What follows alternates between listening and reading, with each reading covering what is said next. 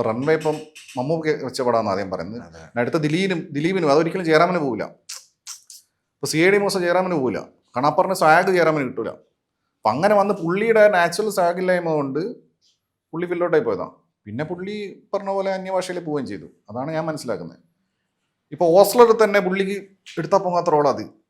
പുള്ളി എങ്ങനെയൊക്കെയോ ഒപ്പിച്ചത് അത് ശ്വാസമൊക്കെ പിടിച്ചിട്ട്. അപ്പൊ അതാണ് എനിക്ക് തോന്നിയിട്ടുള്ളത്. ഇതിപ്പോ നിങ്ങളുടെ പറഞ്ഞ ഞാനിപ്പോ ജയറാമനെ വ്യക്തിഹത്യ ചെയ്തെന്ന് പറഞ്ഞല്ല, എനിക്ക് തോന്നി അറിയാൻ പറഞ്ഞു.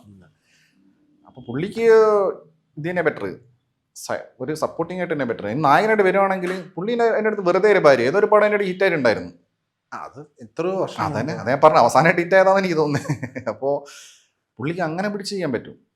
ഡ്രാമ കോമഡി സൂപ്പർ ഹിറ്റ് ആയിരുന്നു. അതാണ് ഡ്രാമ, അതിൽ നമുക്ക് ഉണ്ടല്ലോ ഡ്രാമ, കോമഡി, ഇമോഷണൽ സീൻസ് ഒക്കെ ഗംഭീരമായിട്ട് ചെയ്യുമ്പോൾ മൂപ്പർ. മറ്റേ ഈ സിനിമയില്ലേ ബാബുവിന് വില്ലനായിട്ടുള്ള, എനിക്ക് ഭയങ്കര മെമ്മറി ലോസ് ഉണ്ട്, അവിടെ ഈ പേര് കിട്ടാത്ത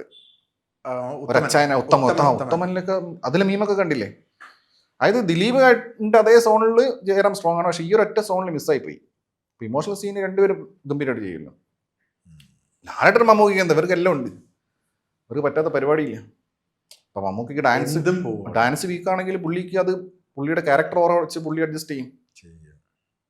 പുള്ളി ഡാൻസ് കളിക്കാൻ നിർബന്ധമില്ല, എന്തും പോകും. അപ്പൊ കോമഡി വീക്കാണെങ്കിൽ പുള്ളിയുടെ രീതിയിൽ പുള്ളി കോമഡി കാണിക്കുമല്ലോ.